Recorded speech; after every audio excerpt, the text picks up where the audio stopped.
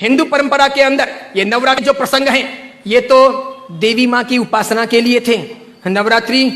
पवित्रतम रात्रियां कही जाती है, पवित्रतम दिन कहे जाते हैं। ये आसो जो चैत्र महीने में आती है, ये साधना के लिए, मंत्र साधनाओं के लिए, ब्रह्मचर्य के लिए, सत्य को प्राप्त करने के लिए, इष्ट की सिद्धि के लिए, अंतरतम की शक्तियों को जगाने के लिए, कुछ अच्छा हासिल करने के लिए होती हैं। समझदार हिंदू और समझदार जैन सावक साविका और समझदार हिंदू और समझदार जैन साधु संत इन दिनों में साधना में बैठते हैं,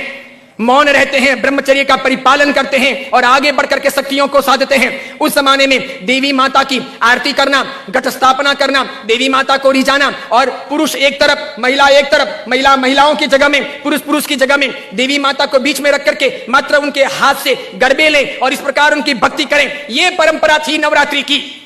उसके बाद में मात्र गुजराती स्टाइल में डांडिया आए थे, तो बहनें बहनों में खेलती, बीच में देवी मां की स्थापना की जाती, पुरुष में खेलते और इस प्रकार नौरते रखते, नवरात्रि पालते, खान पान का ध्यान रखते। उन दिनों में कोई शराब नहीं पीता, गुटखे नहीं खाता, चाय तक नहीं पीता, व्यसन नहीं करता, अलग अलग शयन करते, पति पत्नी अलग अलग रहते, ब्रह्मचर्य की साधना करते, संपर्क नहीं करते, शुद्धता प्राप्त करते और इतने सारे भोग विलास की जिंदगी के बीच में, इतने सारे विषय वासनाओं के बीच में कोशिश करते कि कुछ दिन पवित्रता के साथ बिताएं, ताकि देवी माताओं के सानिध्य प्राप्त करके हम शक्ति संपन्न बन सके, उनके आशीर्वाद अपनी जिंदगी में फल सकें।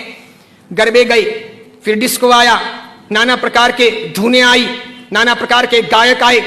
कई कंपनियां, कई संस्थाएं इसमें कूदी, कई सारे लोगों ने धन कमाना शुरू किया, छोटे बड़े ये डांडियों के अलग अलग कार्यक्रम होने लगे, सब लोग ललचाने लगे। देवी मां एक तरफ रह गई, देवी की साधना एक तरफ रह गई, नवरात्रि की पवित्रता एक तरफ रह गई, घट स्थापना एक तरफ रह गई, गरबे लेने का भाव एक तरफ रह गया, आरती और देवी मां को रिझाना, मातृ शक्तियों को प्रेरित करना, ये सब एक तरफ रह गया। आज डांडिये खेलने वालों में से किसको पता है कि साधना क्या है,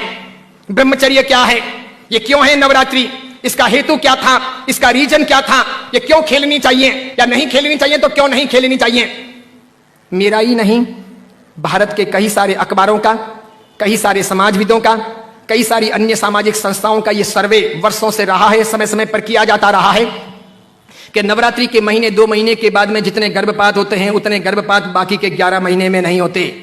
तो ये व्यभिचार नहीं है तो क्या है, ये दुराचार नहीं है तो क्या है, ये जीवन की भ्रष्टता नहीं है तो क्या है। इस बात पर मैं कुछ वर्षों पहले बोला था, अभी किसी ने वो वीडियो वायरल कर दिया और उस वीडियो को लेकर के अखबार ने लिखा। मैंने कहा जो सच है वो सच है कि हम अपनी साधनाओं को बचाएं, बेच ना दें। हिंदू धर्म की परंपरा हो कि जैन धर्म की परंपरा हो, कोई भी उत्सव महोत्सव हो, मैंने समय समय पर यह भी कहा था, गणपति अगर हिंदू धर्म के देवता हैं और गणपति के महोत्सव अगर मनाए जाते हैं या उनका आराधन अगर किया जाता है तो उसमें कहीं जुआ नहीं खेलना चाहिए, शराब नहीं पीनी चाहिए, गणपति के नाम पर तमाशे नहीं करने चाहिए, लड़कियों के साथ में नाच गान नहीं होने चाहिए, गणपति लड़कियों को छेड़ने के लिए महोत्सव के तौर पर नहीं आ रहे, लड़कियां अपनी जगह पर हो, पुरुष अपनी जगह पर हो, वहां शराब नहीं पी जानी चाहिए, उनके पैसों का प्रपंच नहीं होना चाहिए, गणपति को सेलेबल नहीं बनाया जाना चाहिए। हिंदू धर्म अगर इन चीजों को नहीं संभालता है तो धीरे धीरे भारतीय संस्कृति का विनाश होगा।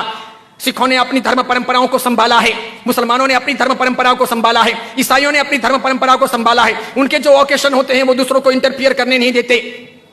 वो उसमें घालमेल नहीं करते। हिंदू और जैनों को इस बारे में सावधानी रखनी आवश्यक है। कल ऐसा ना हो जाए कि पर्युषण महापर्व के दिन आए या आखा तीज का दिन आए या कार्तिक पूर्णिमा का दिन आए और कोई उसे किसी प्रतिष्ठान के नाम पर प्रोजेक्ट कर लें कि चलो अब महोत्सव को इस प्रकार मनाएंगे, उस प्रकार मनाएंगे, तो 25 साल 50 साल के बाद में ऐसा हो सकता है कि हमारी होली की आराधना या हमारे पर्युषण महापर्व की आराधना का रूप रंग बदल जाए। जैसे मैंने नहीं कहा था कि मात्र संगीतकारों को बुला करके हम 9 दिन की भक्ति रख लें, सुबह भी भक्ति, रात को भी भक्ति, ठीक है, और इस प्रकार पर्युषण आगे बढ़ जाए और अच्छी खासी संख्या के अंदर वे आधुनिक संगीतकार आधुनिक धुनों पर बहुत गाएं और नौजवान लड़के लड़कियों को मजा आ जाए, सब वहीं पर जाएं। तो 10 साल 15 साल तक अगर ऐसा चले तो आज एक ने किया, कल दूसरा करेगा, परसों तीसरा करेगा, अब चौथा करेगा, धीरे धीरे साधुओं के व्याख्यान में कोई नहीं जाएगा, पर्युषण महापर्व के प्रवचन एक तरफ रह जाएंगे, कल्पसूत्र जी हवा खाते रह जाएंगे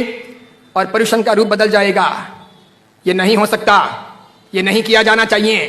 मैं इसलिए कह रहा हूं कि मेरी जिंदगी तो बहुत छोटी है, मैं तो कल दुनिया से चला जाऊंगा, लेकिन भगवान के शासन की परंपराएं नहीं मरनी चाहिए, हमें उन्हें जिलानी होगी। हमारे बच्चों को ये पता नहीं, उनको तो क्या है, नाचना गाना कूदना घूमना फिरना अच्छा लगता है, उन्हें सामाजिक प्रतिक्रमण ना अच्छे लगे, बिना पंखों के रहना।